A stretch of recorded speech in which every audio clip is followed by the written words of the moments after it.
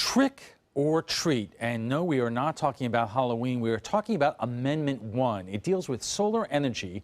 We're about to vote whether or not to approve it. And as Adam Cellini tells us, critics say it claims it really is a hot Halloween costume of sorts because it is pretending to be something it is not. Adam. Yeah, Alan, the amendment made it onto the ballot narrowly by a 4-3 Supreme Court vote here in the state, after which one justice even called it a wolf in sheep's clothing. This November, there may be some tough choices on your ballot, but here's an easy one. Amendment 1. This campaign ad calls Amendment 1 an easy choice, but solar contractors like Bill Johnson say understanding the initiative is anything but. It seems very pro-solar on the surface. It has the potential to have a dramatic impact, negative impact on the solar industry in Florida. The First Amendment on this year's ballot says it will protect the rights, safety, and welfare of consumers without solar energy, ensuring they don't subsidize grid fees for those who have it. But Johnson says what it really does is leave the solar industry exposed. If you want to have solar on your rooftop, what they're going to do is they're going to charge a monthly fee to you, and in doing so, basically eliminate the economic benefit of having solar. Sharon Kunkel has used solar at her house for a year and a half. We're paying maybe 25 to 40% of what we were before we flipped the switch. She's convinced Amendment 1 will erase the savings that led her to install the panels in the first place. We budgeted according to that we would have certain savings over time and that we'd be able to invest in our future over time in a certain manner.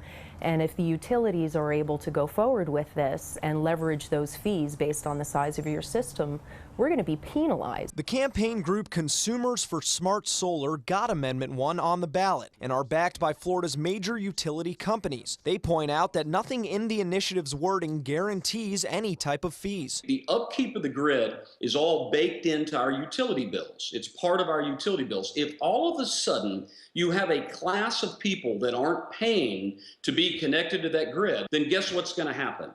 The rates of people who don't choose solar or can't afford it are going to go up. Sarasota architect Michael Carlson points instead to the word subsidize. Anything and everything can be called a subsidy.